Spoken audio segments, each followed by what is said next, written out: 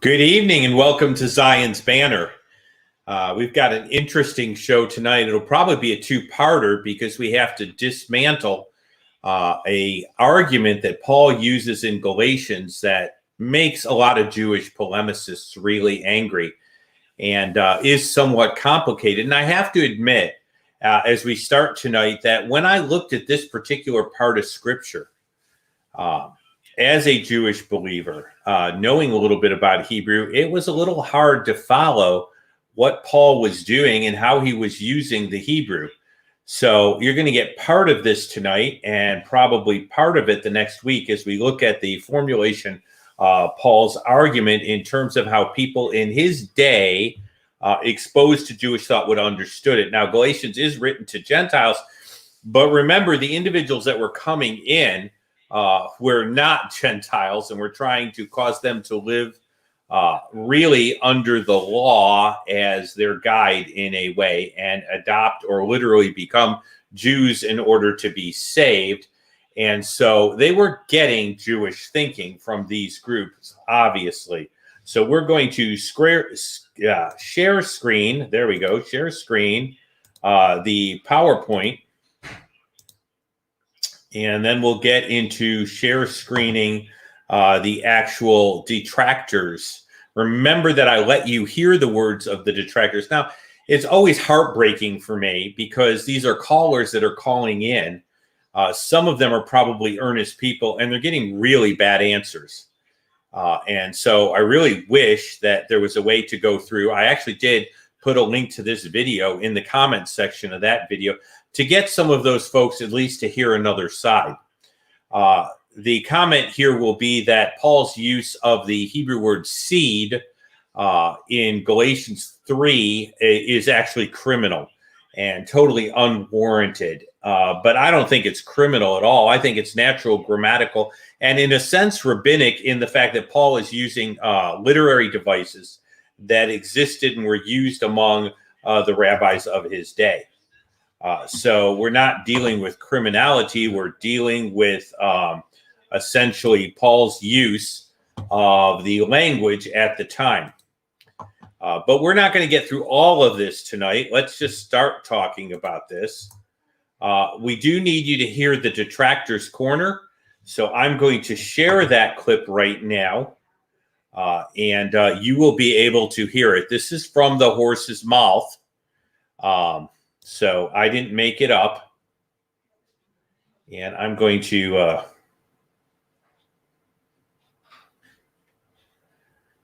go to the share, to the video file right here. Question about that the church often quotes Galatians 3, where Paul says that the promises made to Abraham were made to his seed. And because of the Zara seed is singular there, the church interpreted this as referring to Jesus. How logical is this conclusion? And can you tell more about this concept? When I read Galatians 3 for the first time in my life, I probably was 17. Yeah.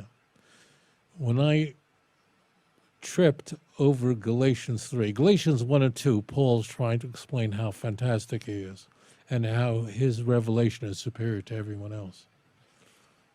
When I came to Galatians 3, which is the centerpiece of the entire book, of all 6 chapters, 3 is the point.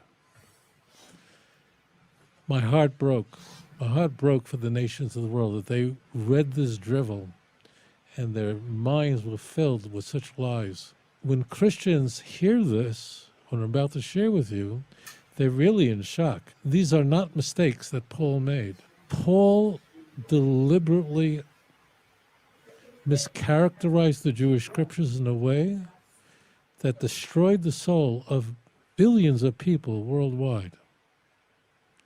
In the Hebrew language, the word zera, as you see it in the Torah, biblical Hebrew, there is no plural. Paul is trying to make a point in Galatians 3, verse 16. The promises that were spoken to Abraham and his seed. The scripture doesn't say, and to his seeds, meaning many people, but to your seed, meaning one person.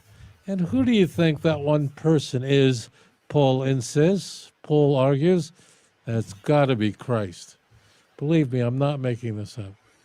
For Jews who are listening to this for the first time, probably shocked. If you go back to the passages that we're speaking about, Genesis chapter 12, verse 7, I beg people to look this up for themselves. Take a look at Genesis 15, Genesis 17. God says these words, I will make your offspring, your seed, zaracha, your seed, like the dust of the earth, like the stars in the sky, that they cannot be measured. How could Paul play with the word of God? In the English language, there's a word sheep. Sheep can mean one sheep or many sheep. Don't say sheeps. Imagine if I would engage in this kind of criminal activity and say, you see, it says sheep and not sheeps. Must be Christ. You would send me to a psychiatrist, or you would know that I'm playing games, and that's what Paul is doing. Okay, I need to get back to our PowerPoint here, so I'm going to remove that, and I'm going to go back to here, and we're going to move from the detractor's corner, but you can see what he's saying here. There's a lot he's ignoring, and I think the criminality of some Jewish polemicists is that they read things in a way they would never read them as far as the Talmud, and they apply things that are unequal standards. And really, that's criminal. So let's talk about this a little bit and see if there's criminality here, or Paul's just being a rabbi speaking to an audience in a way they would understand in their day. We need to understand Paul's argument, by the way. By the way, in chapters 1 and 2, he is not telling everybody how great he is. He's fully very clear as to him being a sinner. He's the chief persecutor of the church. What he is explaining is the greatness of the revelation that he's received. And that revelation came from God. So that's a mischaracteristic that is just being applied. And to me, that's ad hominem arguing. And it ought to be dismissed. And a sound scholar or a sound arguer really should stay away from that. So it's really shame on the polemicist who engages in this sort of characterization of somebody who's not around even to defend themselves. That comes close to slander, and the rabbis have a lot to say about slander, but we're not even going to go there. Let's see if we can really first start by understanding Paul's argument. Paul's argument is that the Abrahamic covenant, which is part of the Torah, precedes the law code given at Sinai. Go figure. That's really criminal.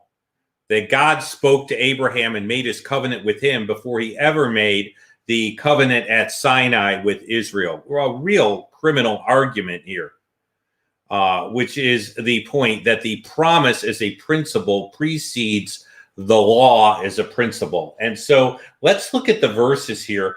Brethren, I speak in the manner of men. Now, what he's saying here is that he's using human language and human analogies.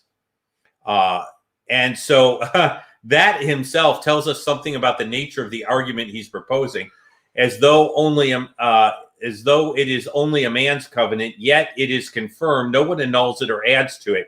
Now, to Abraham and his seed where the promise is made, he does not say to seeds as of many, but to one, to your seed, who is the Christ.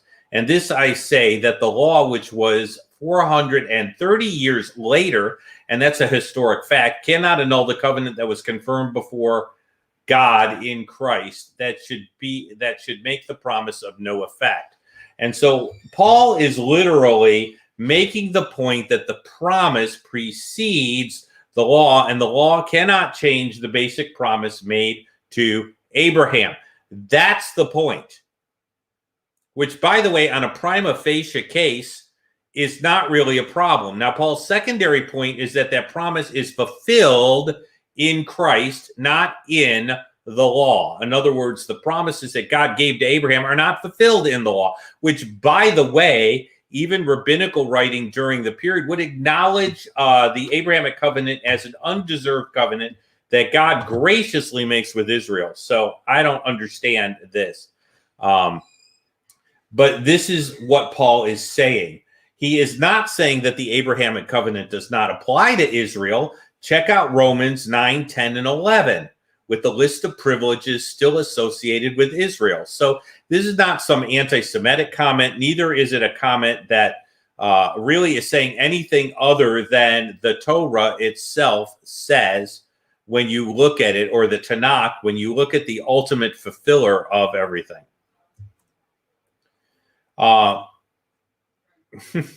Where's the crime? Faith is touted as being the greatest of the commandments, even in the Talmud.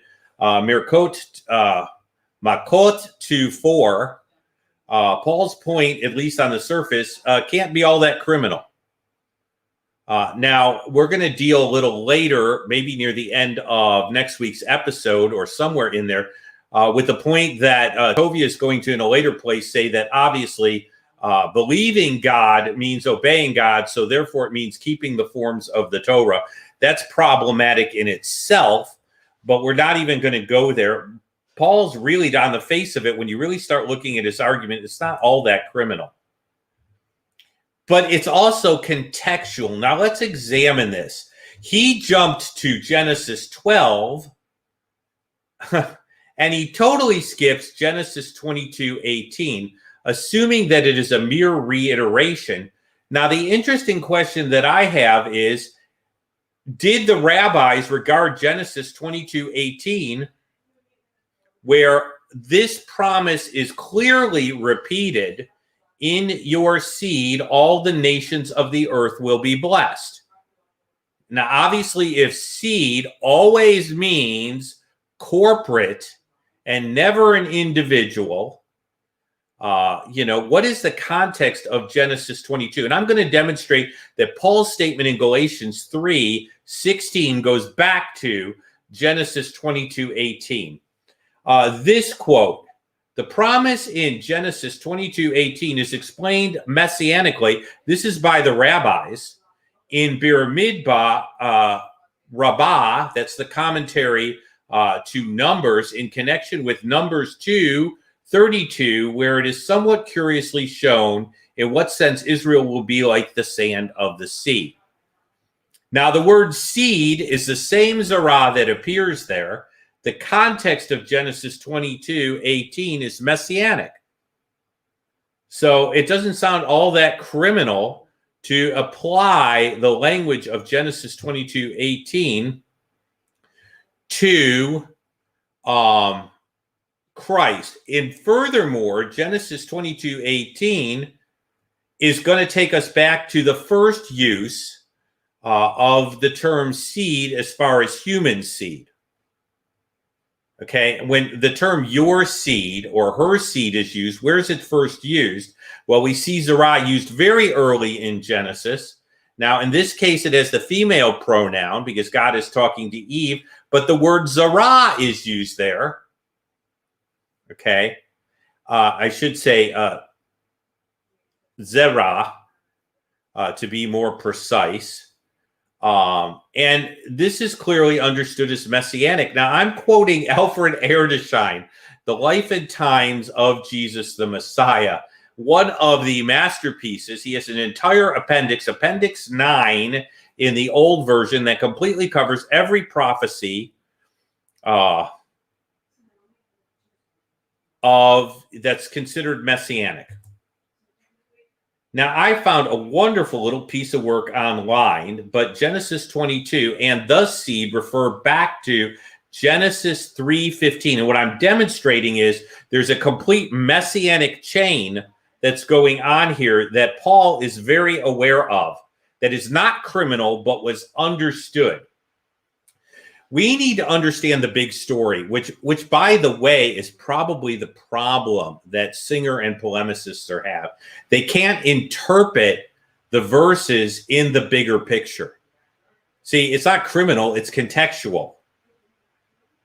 So if we look at the beginning, it is great to have Jeff here. I think he's going to appreciate some of this. If we look at this, I think everyone will, but if we look at this and we recall the commission in Genesis 1:26 through 28, I'm going to give you the reference for this.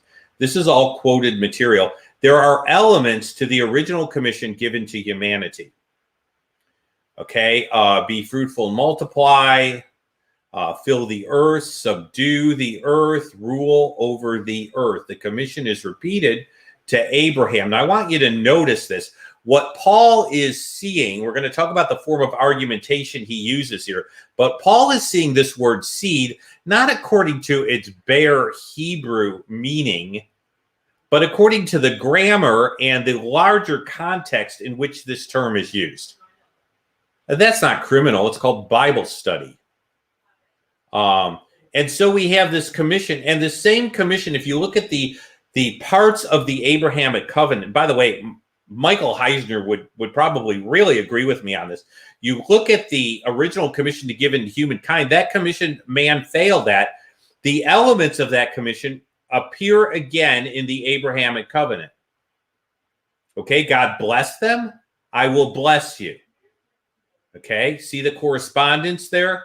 And I will multiply your seed. And we'll talk about how seed works in the Hebrew. And your seed shall possess the gate of their enemies. That's subdue or rule. Remember, you shall rule the earth. So in a lesser sense, Abrahamic, the promise to Abraham is a renewal of dominion, which was lost at the fall, but to a lesser degree. All the nations of the earth will be blessed. God blessed Adam in the garden and promised to Abraham a fertile land. Notice the connection there. The garden to a land of milk and honey. God exercises universal scope of the commission by underscoring the gates, the goal to bless all the nations of the earth. And we're getting some pronunciation. If you had put the dotting marks in, that would have been really, oh, they are, Zerah. Some people, okay, so those are just your dotting marks. It's not a patach, it looks like it's sagal.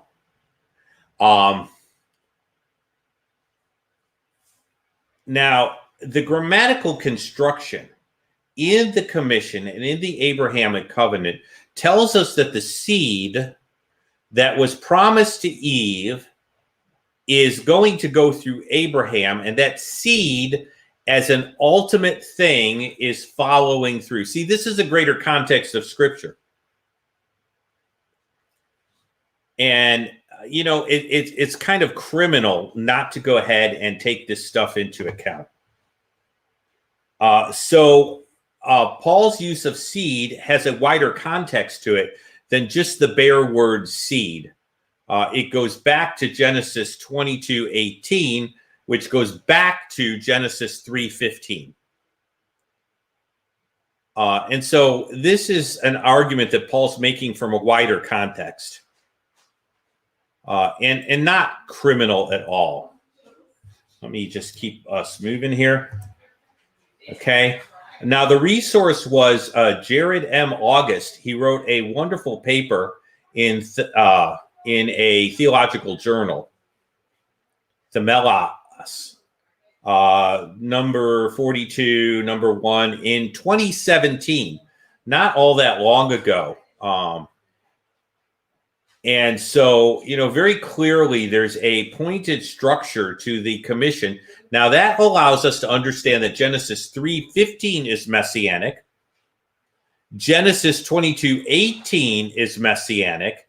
And those are the two verses that Paul is going back to and understanding the word seed in terms of. Now, is the use of seed singular or corporate or collective? Because remember that Singer's big point is that the seed is always collective, because we don't say seeds in Hebrew, we say seed. We don't say sheeps, we say sheep. That's his argument, essentially. Jared August makes this comment in his wonderful paper here. From the data, it becomes clear on a syntactical level. So he didn't pay any attention to syntax. The singular pronoun he in Genesis 3:15 is quite consistent with the pattern where a single individual is in view. In fact, since the subject pronouns are not normally necessary for the meaning, we might wonder if the singular who is he in Hebrew? By the way, he is she in Hebrew, so you just got some Hebrew. Who is he?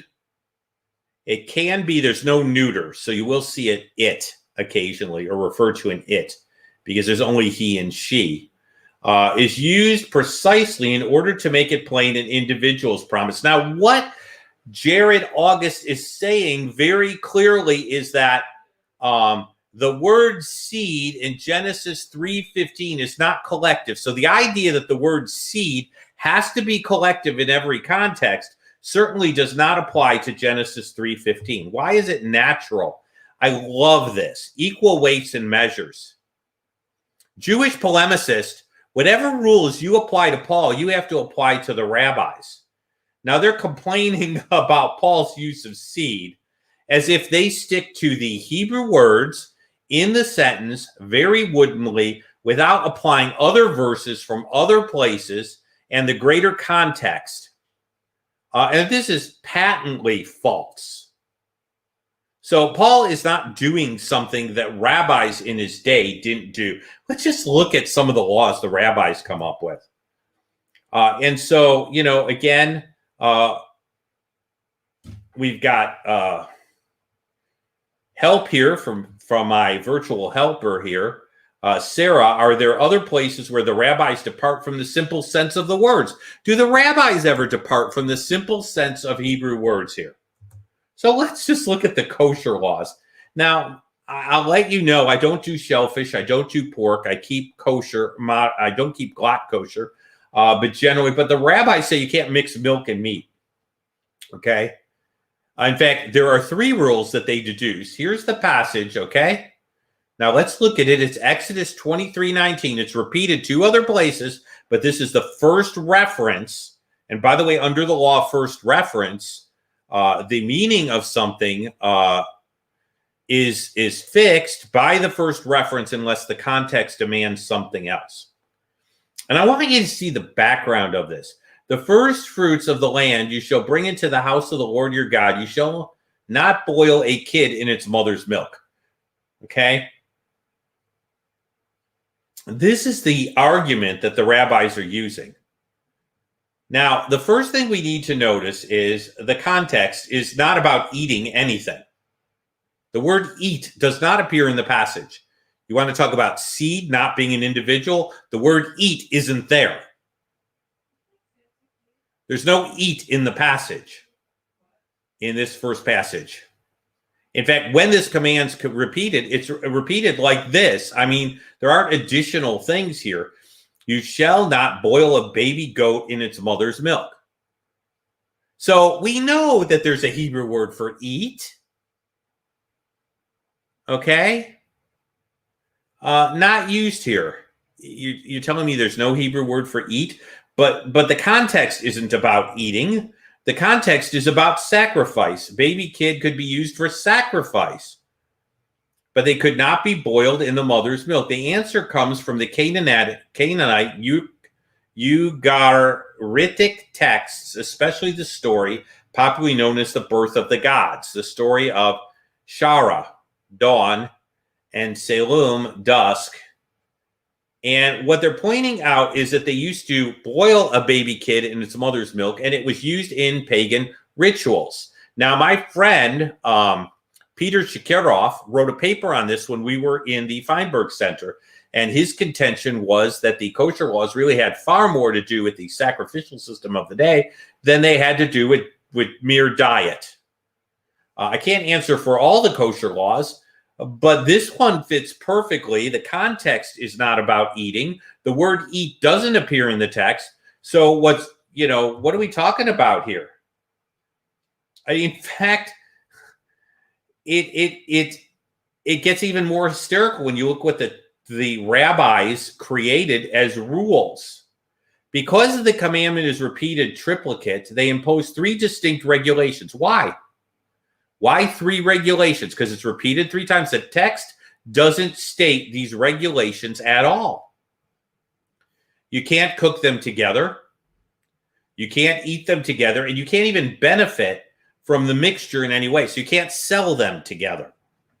Well, the text isn't about selling. The text isn't about eating. So let's talk about using Hebrew to create rules that aren't really there. Using Hebrew in a way it's not there. There's no use of the Hebrew that allows for this rule, and yet they made up this rule. So when the rabbis go ahead and do stuff like this, and they deduce arguments from different texts being put together, that's okay. But when Paul does it, it's somehow wrong.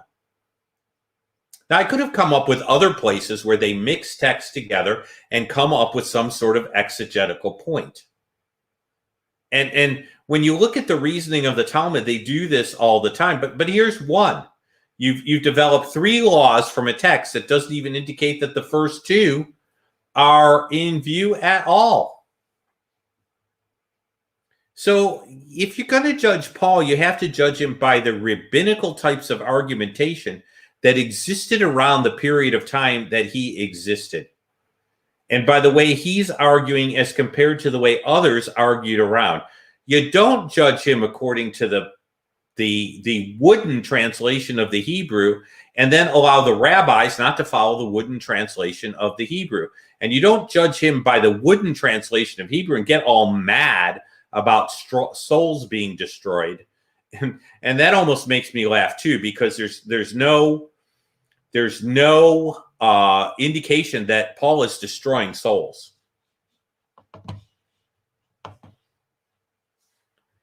At all. I mean, how do you know this is destroying souls? Are other Talmudic laws destroying souls? You feel that way, but that doesn't make it so. So I cry when I see standards being used on Paul that are not being used on the other rabbis as a way of making Jewish people, like this poor woman who called in, who doesn't have any background in relation to Jewish argumentations. Okay. Milchiks and Fleischiks refers to this dividing of milk and meat.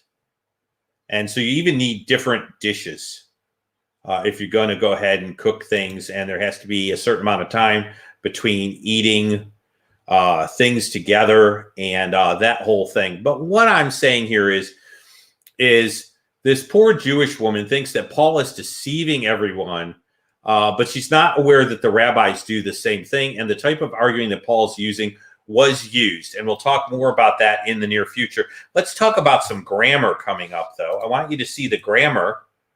Okay. We need to understand something here. The word seed can be used collectively or individually.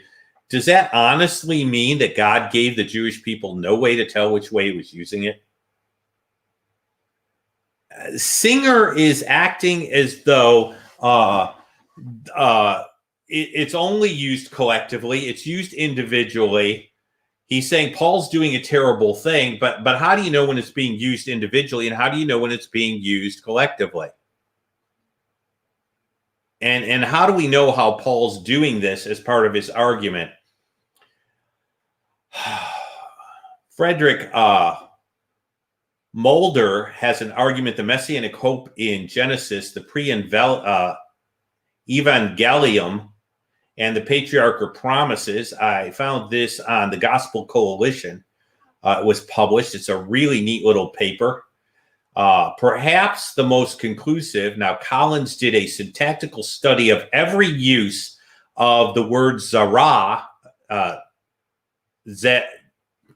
zerah, in the Old Testament or Tanakh. Okay. And he charted it out, which is, by the way you should do things like this. And so he did a syntactical study Now, with Logos, I should be able to do those complicated sorts of searches, but I have not mastered some of the more complicated parts of Logos. When Zerah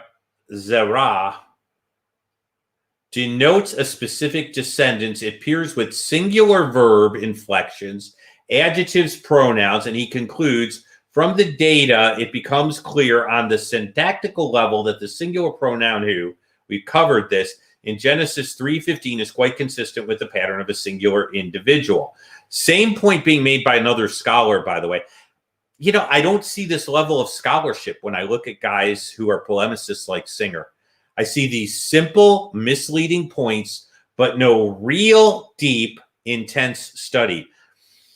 They're supposed to be students of the Tanakh, and it's just terrible, the level of lack of scholarship that just passes. And this poor woman is getting like a disgusting lack of scholarship and these points, and they sound very reasonable until you really know something. So when God wants to go ahead and demonstrate that something is grammatically correct, you know, when he wants to demonstrate that the word seed is being used of a singular individual, you see singular pronouns, verb inflections, singular adjectives because the subject and the adjective have to agree. You see markers in the text. Okay, so now we need to ask ourselves, you know, what does the text tell us grammatically? Okay. It's not the whole story to use seed collectively. And it's misleading, it's bad scholarship, and it makes my heart break. And really, this Jewish woman, I hope she runs into somebody that dismantles this, totally destroys this for her, because the person whose soul is being destroyed is really hers. Could seed refer to an individual? Doesn't mean the Jewish people couldn't tell which usage was occurring in a passage. See, Sarah's asking the question that should be asked by a Jewish person. How do you know? Okay. If you just put this on one side, it is literally criminal. And you try to just overemphasize the collective side of seed. So let's talk about this. We want to look around things to see where the plurals and singulars appear around the word seed. So let's take a look at the corporate and singular uses of seed as it relates. Now, I've gone back to Genesis 17 before Genesis 22. Jared August does this to prove that the Abrahamic covenant really envisions both uses of the term seed. By the way, this is worth the price of admission, so stay tuned here. It is evident that in 17:9, when God says further to Abraham, now as for you, you shall keep my covenant, and your descendants, or seed, and there's that word for seed in Hebrew, after you throughout their generations. Notice the key phrase, their generations. So what God does, where he uses seed in 17:9, is he clarifies that it's a collective use of the word seed by using the word seed with the word generations with a plural ending. Ledor vatam. Okay? Your and the plural is being used here. That's why we have generations. So seed is with another clarifying word in the same passage, which is in the plural, which tells us that the word seed must be understood collectively. So there's a way to do this. Now let's look at 18 here in the end of 17, because this gets really interesting. What is ignored is that the grammatical structure in 17 uses a different usage of the same word from the end of 17 and the beginning of 18. Did you follow that? Now, 1718's backdrop is 12, where the Jewish polemicist Tovia goes, and the foreground for 22. Now, we're going to learn something about cantillation marks. So those people who leave are not going to learn about cantillation marks, but they can be very useful in the Hebrew text. Let's take a look at cantillation marks. Now, let me explain to you cantillation marks. When the Mezerites added the vowel pointings to the text, they also added another layer of markings. Those markings were because the text was chanted. It was a mnemonic device. We call those trope or cantillation marks. And so when the text is read in the synagogue, what you literally have are a set of marks. Now, what's interesting about these marks, although they are not inspired, is they tend to point out divisions in grammatical units. We don't have in Hebrew commas and semicolons. So in order to help with that, the Mezerites put these in. Now, sometimes they cantillate or point away from the messianic meaning.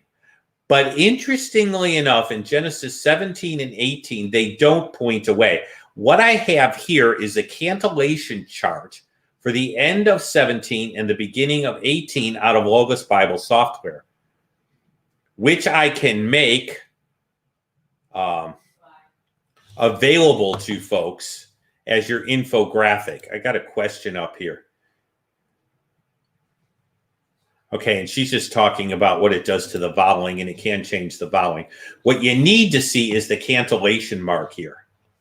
And I want you to see a division. I hope that that's there. Okay, but you're going to see a cantillation mark here. And you're saying, well, where's the cantillation mark? Well, you have a cantillation mark here and here. Now, you have a cantillation mark here with, and your seed shall possess. And that just disappeared on me, okay? And that what that's going to show us is that the readers of this saw a division or another syntactical or grammatic, another unit of text. In other words, like the paragraph ends here and then another paragraph starts here. Or you might say there's a comma, even though it's not a comma. You might say that there's a difference. Now, the changing in accent as far as the voweling has to do with actually cantillating these, which, by the way, I did not learn growing up because you either learned the tunes, and when you read them, you learned essentially how to chant them for your bar mitzvah, but you didn't necessarily learn all the rules.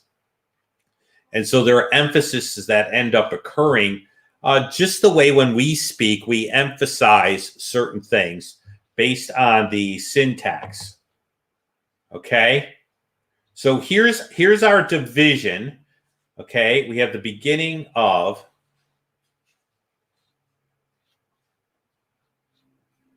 and I may have spoken. I don't know why I have 22:17 in here. Oh, Genesis 17 and 18 is a reference to 22:17 and 18. Which is a repetition of the promise. So take that, with some possible misspeak. And I'm sorry about that.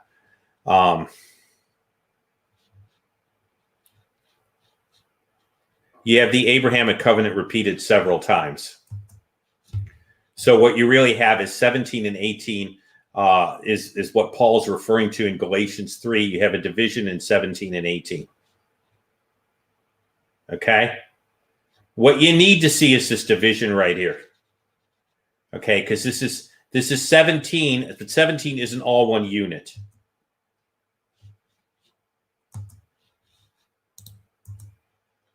So let's look at what this indicates, okay?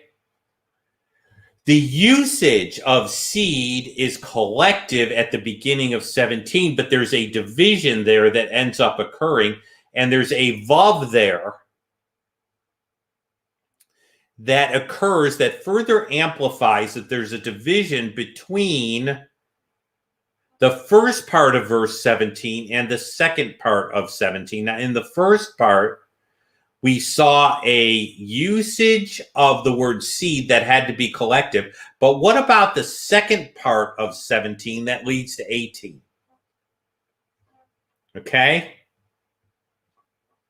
Interestingly enough, the verb is singular as well as the pronominal suffix in the word enemies. So let me bring this verse up here and show you what's going on. I'm going to open to Genesis 22,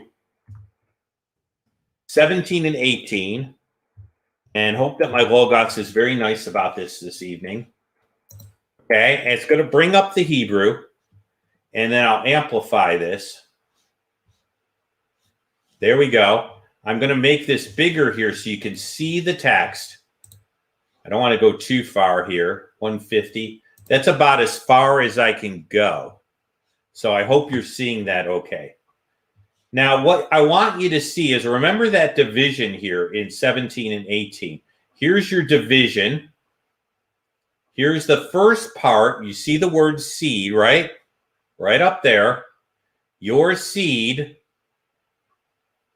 And it's collective. Well, we have the stars of the heaven. Heavens is always plural. Isn't that interesting? And we have the stars of.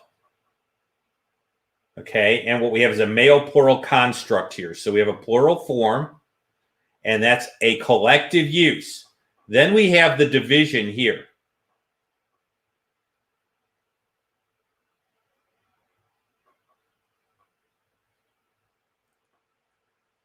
Okay.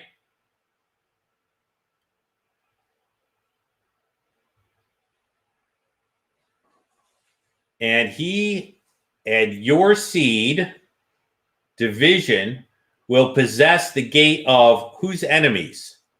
Well, if you're looking down there, what you're going to see is that it's singular. Okay, we have a singular pronominal suffix here, his.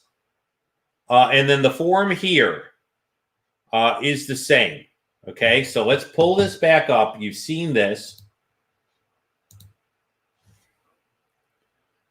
All right. This is the end that leads to chapter 18 here. And what we see is that the pronominal suffix with the word enemies is singular. What this indicates is that the seed at the end of 17 is being used in the individual sense, while the seed at the beginning of 17 is being used in the collective sense, because the author wants to create by the Holy Spirit a sense in which both uses of the seed are there. And that one, the ultimate individual, fulfills the collective. So what the collective was supposed to have is ultimately fulfilled by an individual. And so there's a switch there. Now, whenever there's a switch, there's a change in perspective. So the author moves from the perspective of the collective, as far as Abraham's seed, to the perspective of one ultimate individual. And he does that by changing the pronominal suffixes around the word seed. This is absolutely incredible. There's a collective use of seed in the Abrahamic covenant, which refers directly to Abraham's ethnic or physical offspring, the Jewish people. But in order to indicate one individual will fulfill this promise and be the embodiment of Israel, there's a switch to the singular use of the same Hebrew word.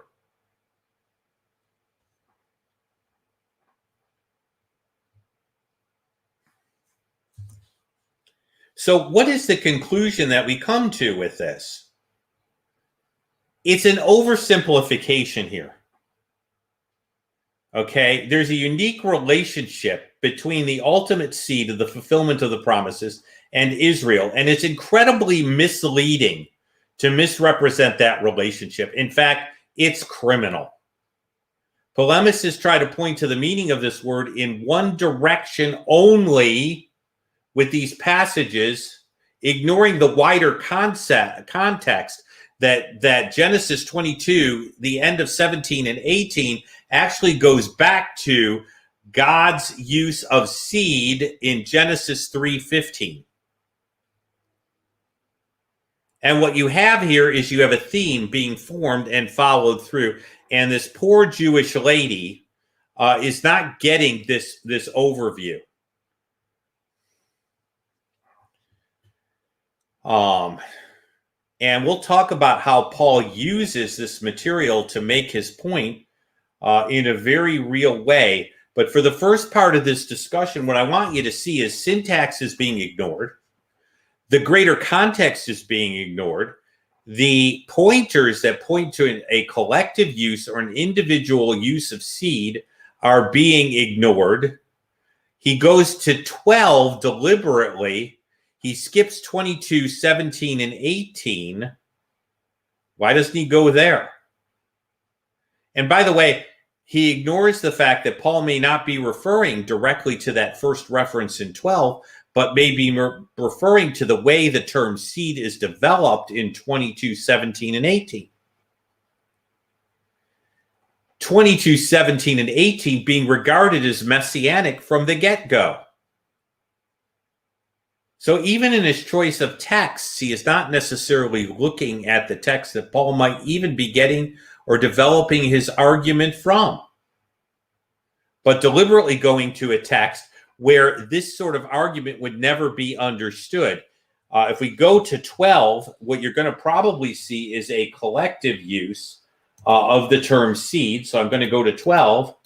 But if you go to 22, 17, and 18, you see that that usage goes from the collective to the individual. So let's see exactly what's going on here in your seed or in you. So let's go to 3 and check out the word. And actually the word seed doesn't even appear. Let's bring that up. Okay, talks about in your seed. Okay, now here's an example of a little bit of criminality here. There's no use of the Hebrew word seed. Or v'niv reku be'ach. Sorry, be'cha.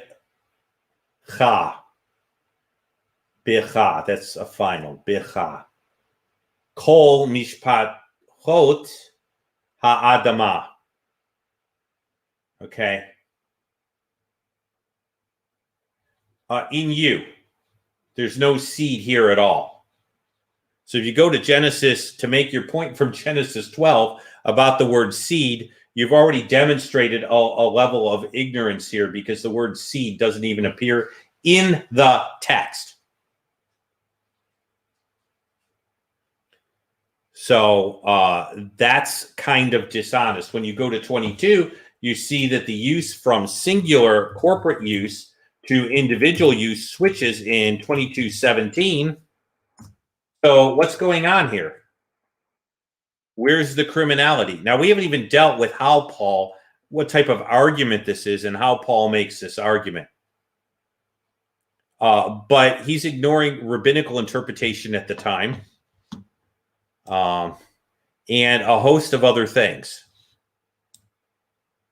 And just kind of jumping here to this whole thing and ignoring a whole lot and not being very honest with the text at all also.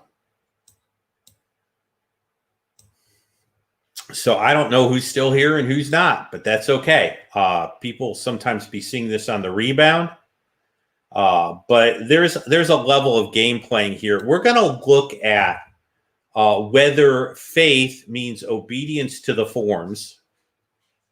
We're going to look at how Paul makes his argument. We're going to talk about Gizerah Shava as a rabbinical technique that was used. And we're going to look at some of these things next week. But yeah, if you take into account the way Paul ends up using the text, the techniques at the time the overarching context where Paul is following the word seed all the way through, what we see is Paul is not being criminal at all. And if you look at the fact that even the rabbis saw 22:17, in your seed, and 18, in your seed, all the nations of the earth will be blessed, as being messianic by its very nature, we can see that we have an individual use there.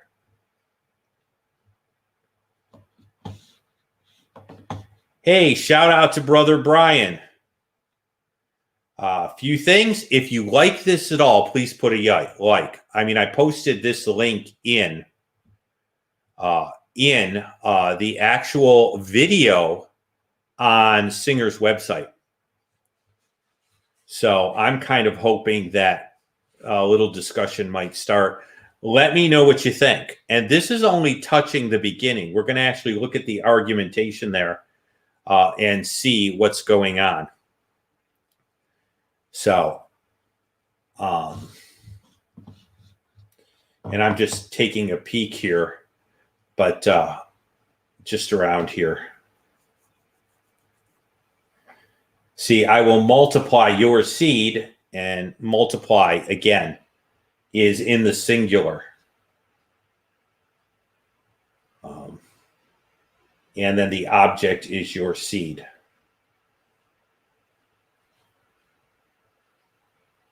And this is a repetition.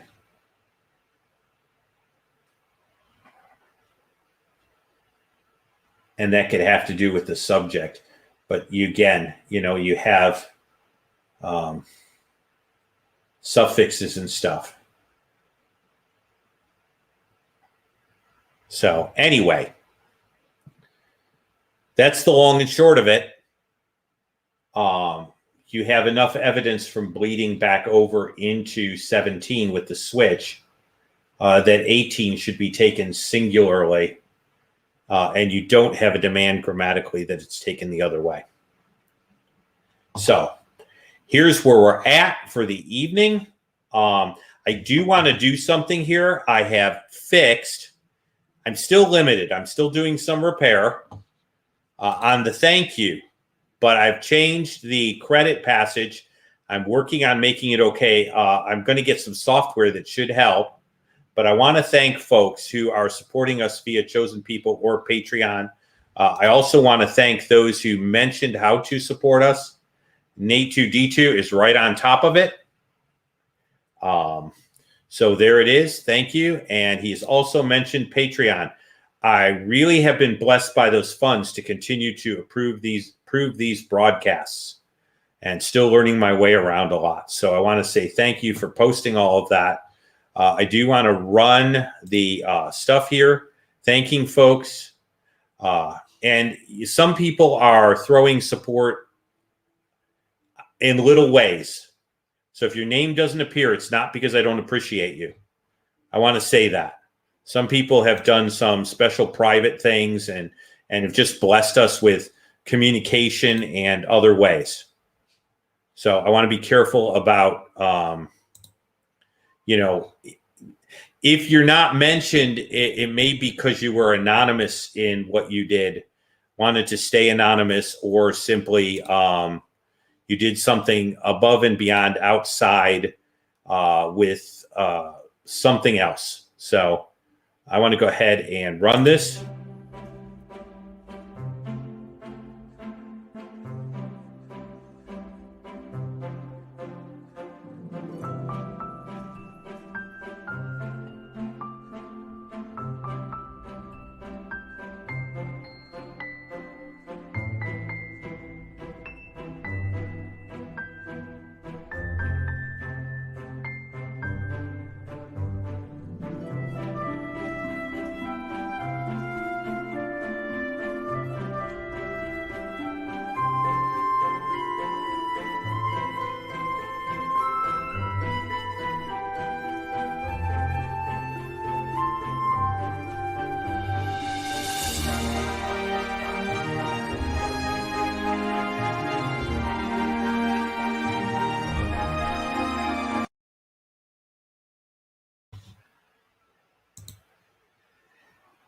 You're probably referring to the dissertation.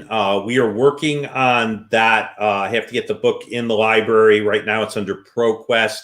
We're seeing what we can do about ProQuest. ProQuest tends to charge. Also, if you're interested, what we want to do is pre-orders. So we're going to set this up because I want to know how many to get out to people. Again, I have to get it from ProQuest and put it in some forms and what format you'd prefer it in. So I'm going to be giving you more information, but if you will let us know what we need when this gets in like a format, and we're thinking about a electronic format and a printed format,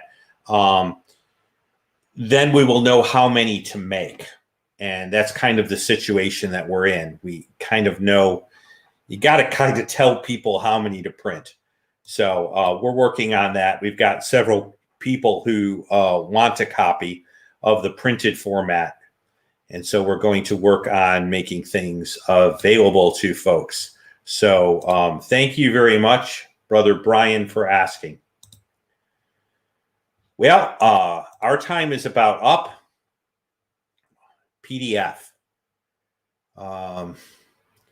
Okay.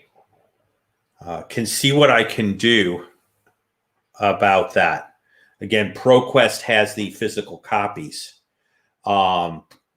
Things on ProQuest are available to you if you're part of an academic institution.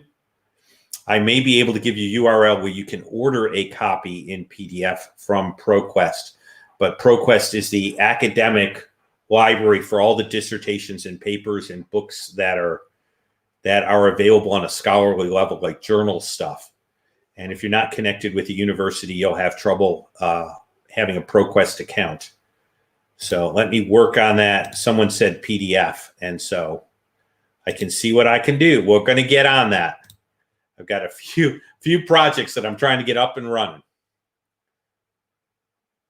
And I assume that book means the dissertation. So we're on it, and I will get you information. If I give it to you as far as a link through ProQuest and you get it through them, then you won't be pre-ordering it through us. So we wouldn't need to know that.